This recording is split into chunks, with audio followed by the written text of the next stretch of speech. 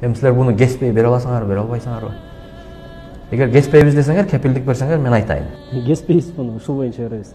Мынакей, Аллахтын ыраазычылыгы үчүн. Шайлоо адилеттүү өтпөйт. Бул бийликтен адилеттүү деген бул чоң миссия бул. Адилеттүү эмес, адилеттен кичинерек таза деген сөз бар. Жада калса таза өтпөйт. Себеби таза өтпөшүнө мисалдар бар, ишеничтүү. Мен тазалыгынан баштайын. Президенттин бир тууган иниси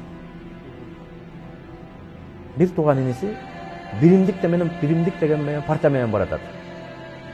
Ушу кыргыздын пейлин карап туруп, кыргызды ушунча сазга тыккан кошоматчылардын көптүгүн карап туруп, таза өтөт экенине ишенелиби?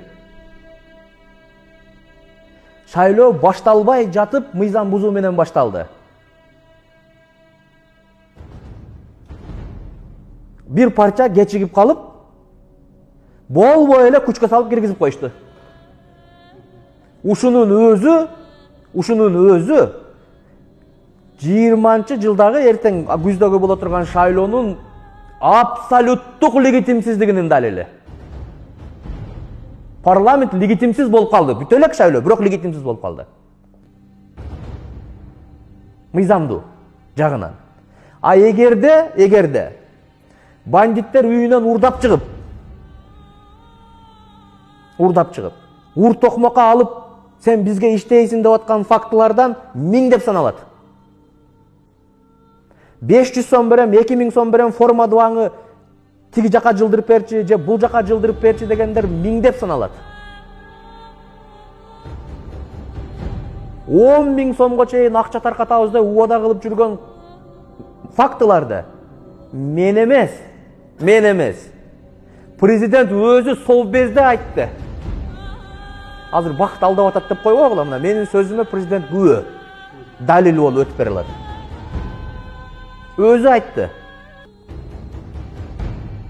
Ушул мыйзамдуу шайлообу, ушул таза шайлообу. Анан ушул кичинекей шайлоонун тазалык дегенин камсыздай албаган бийлик тазалыктан 1000 эсе бийик турган. Адам затынын, адам жашоосунун Аллахтан берген маңызын түзгөн адилеттүүлүк дегенди жарата алабы? Адилеттүүлүк өлгөн жерде акыйкат өңгүрө ыйлап турат дейт. Адилеттүүлүк өлдү деген сөз бул бар жок бүттү деген сөз. Адилеттүүлүк деген бул теңдик деген. Бул тең эркиндик деген. Бул эркин атаандаштык дегенди түшүндүрөт. А бийлигиң адилет боло албай атса, өзүнүн оппонент партияларынын тизмечине чейин киришип атса, кээ бир партияларды шайлоодон өткөрбөй коеюн деп кечиктирип путун тушап атса, ушул эркин атаандаштыкпы? Ушул тең салмактуулукпу? Эми адилеттүүлүк жөнүндө айтайын.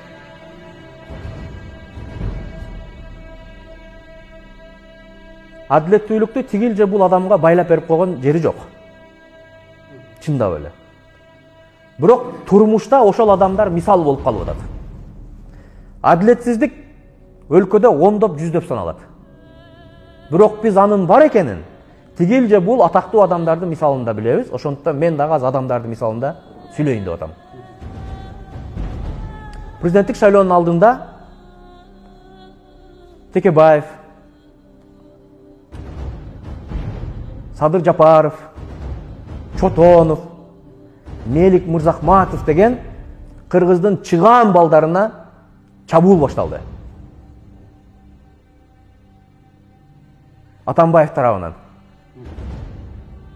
Анткени Атамбаевдин президенттикке көрсөтүп аткан талапкери Сооронбай Жээнбековдун ошол маалдагы рейтинги 3% болчу. Ал саясатчыларды өлкөдөн кууп чыгып, же түрмөгө камап, путу колун тушап алып туруп, Жээнбековду гонкага алып чыкпаса, жеңип коюу дээрлик мүмкүн эмес, же болбосо шайлоодон кийин чоң чыр чыкмак. Атамбаев Жээнбековду президент кылыш үчүн ушундай лөк саясатчыларды оюндан четтетти адилетсиз. Жээнбековго шерик кылып Бабановду эле калтырып койду. Себеби аны каалаган учурда каалаган жерден кармап алыш оңой болуш. Эгер мени жөн эле Бабановду жаман көрүп, жамандап атат десеңер, анын Кыргызстандан качып кетип калганы буга далил. Буйругун түйүп эле кетип калбадыбы президенттик шайлоодон кийин. Ошончо элди каратып коюп эле. Мына ошол адамдар, Тегебаевтар, Чотоновтар, Садыр Жапаровтар, Мелис Мырзахматовтар тилекке каршы Сооронбай Жээнбековдун президенттик тактысы үчүн садага чабылган балдар.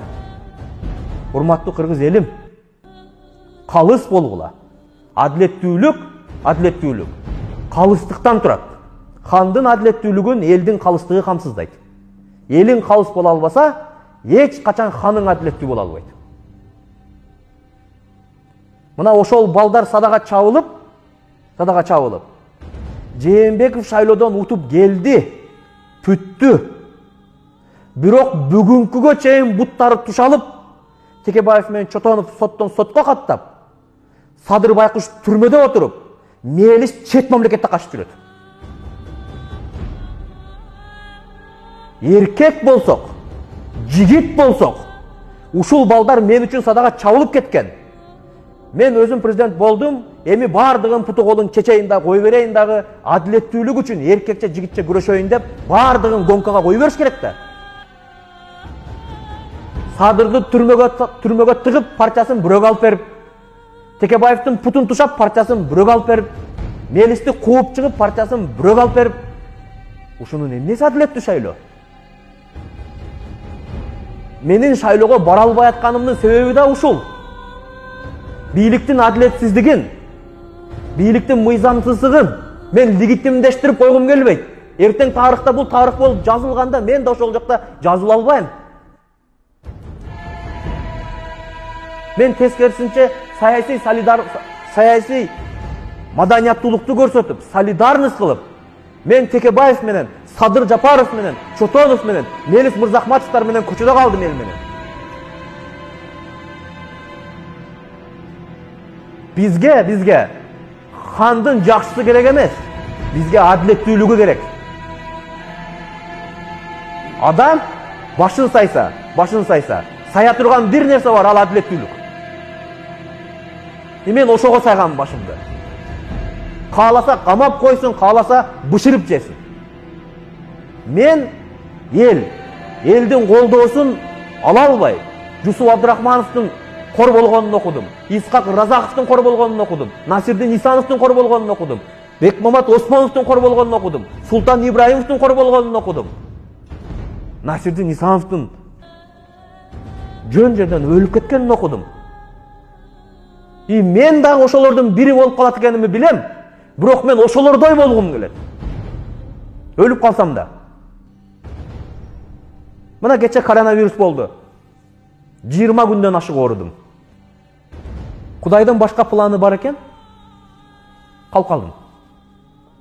Мен аны азыр ушул саясатта болуп аткан план деп билдим. Эгер ошол коронавирустан биздин сыймылыбыз чубак ажы кетти. Не деген гана адамдар кетип калды.